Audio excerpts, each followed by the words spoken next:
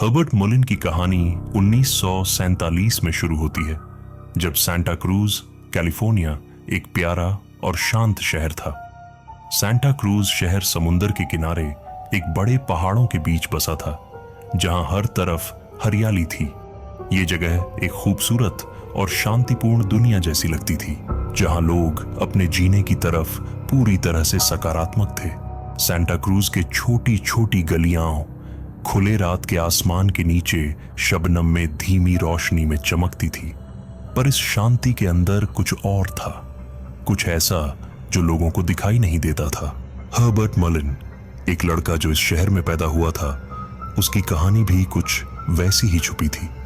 उसका जीवन कभी भी सामान्य नहीं रह रहा। हर्बर्ट मुलिन का बचपन काफी कॉम्प्लेक्स था। उसका परिवार एक मध्यम वर्गीय परिवार था, लेकिन उनका घर कभी भी एक ऐसी जगह नहीं बना जहां हर्बर्ट खुद को पूरी तरह से आरामदायक महसूस कर सके। हर्बर्ट के पिता मार्टिन मुलिन एक पुराने सैनिक थे, जिसे वर्ल्ड वॉर 2 में अनेक अनुभवों का सामना करना पड़ा था। ये अनुभव मार्टिन को जिंदगी के बाकी लोगों से दूर बना देते थे। उन्होंने अपनी फैमिली को इमोशनल डिस्टेंस के साथ प्यार दिया था, लेकिन उसके पीछे एक प्यार भरी भूल थी। हर्बर्ट की माँ एक कोमल और प्यारी महिला थी, जो अपने बेटे के साथ ज्यादा समय गुजारने की कोशिश करती थी। लेकिन हर्बर्ट का अपने पिता के साथ रिश्ता थोड़ा जटिल था। उसका दिमाग उसे कभी ये समझने नहीं देता था कि उसका पिता उसे क्यों समझ नहीं सकता था। हर्बर्ट का अपना जीवन एक ऐसी जटिल पहेली की तरह था जिसे उसने कभी सॉल्व नहीं किया। हर्बर्ट की शादी और दोस्ती कभी भी ऐसे नॉर्मल सोशल रिलेशनशिप्स में नहीं रही। जब तक हर्बर्ट की उम्र 16 से 17 साल तक पहुंचे, तब तक उसके दिमाग में कई ख्याल और भ्रम समझ से परे चल रहे थे। इस दौरान उसने अपनी जिंदगी में कुछ बड़ा दर्द महसूस किया, जब उसके सबसे अच्छे दोस्त की एक सड़क दुर्घटना में मृत्यु हो गई।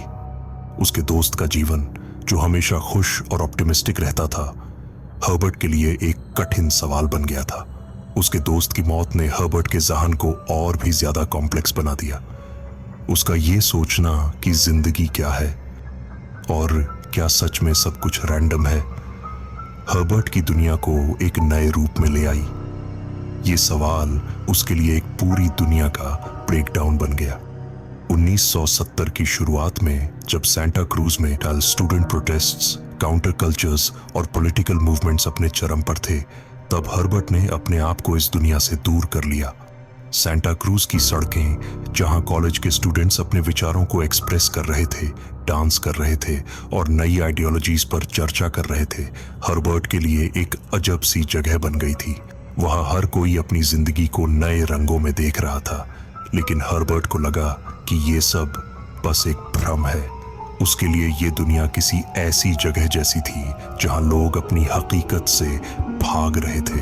हर्बर्ट का मन अपने ही कंफ्यूजन में उलझा हुआ था और उसने कॉलेज की दुनिया में अपने आप को और भी अकेला महसूस करना शुरू कर दिया था।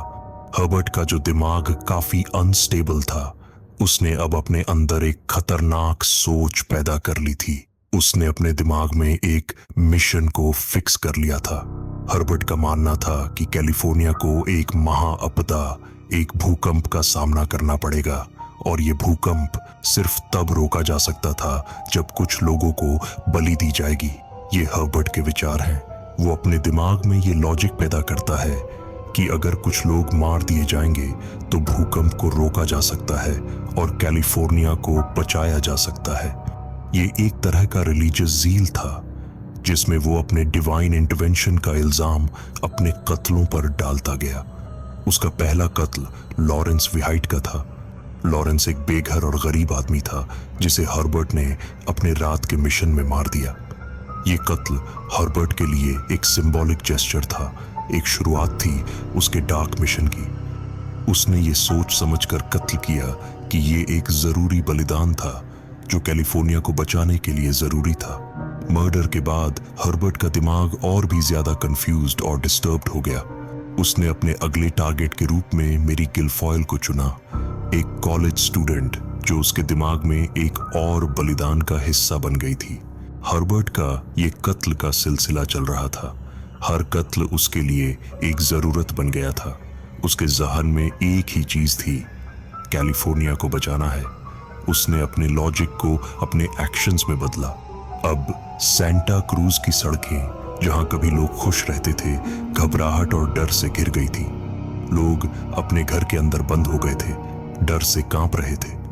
पुलिस की जांच चल रही थी, लेकिन कोई सबूत नहीं मिल रहा था। हर्बर्ट अपने कत्लों को एक डिवाइन प्लान के रूप में उचित ठहरा रहा था। हर्बर्ट का अगला कत्ल फादर हेनरी टोमे का था। ये एक पुराना चर्च था जहां हर्बर्ट ने अपने भयानक मिशन को पूरा कर दिया। ये पूरी जिंदगी में उसका अपना व्यक्तिगत प्रतिशोध बन गया था और चर्च के अंदर भी वो अपने आप को एक भयंकर राक्षस समझने लगा था। फादर टोमे को उसने अपने मिशन का एक और हिस्सा समझकर मार दिया। पुलिस को अब लगने लगा था कि ये कोई सीरियल किलर का काम हो सकता है, लेकिन कोई खास सुराग नहीं मिल पा रहा था। हर्बर्ट के कत्लों ने सेंटा क्रूज में एक ऐसा डर पैदा कर दिया था कि हर किसी को लग रहा था कि शहर अब कभी शांति से नहीं रहेगा।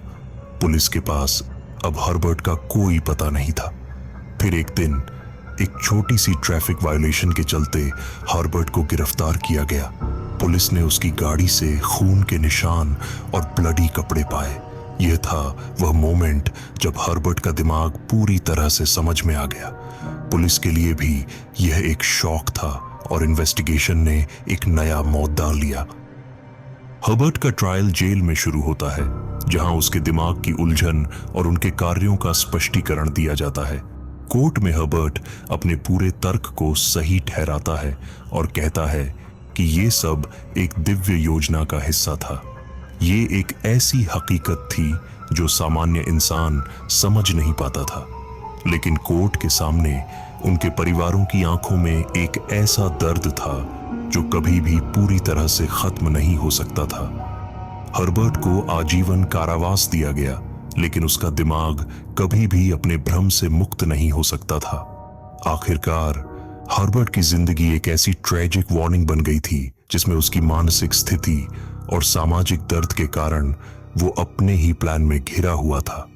इस कहानी के माध्यम से हम समझते हैं कि मानसिक स्वास्थ्य को नजरअंदाज करना कितना खतरनाक हो सकता है और कैसे एक इंसान का दिमाग अपने ही विचारों और भ्रमों में घिरा हो सकता है।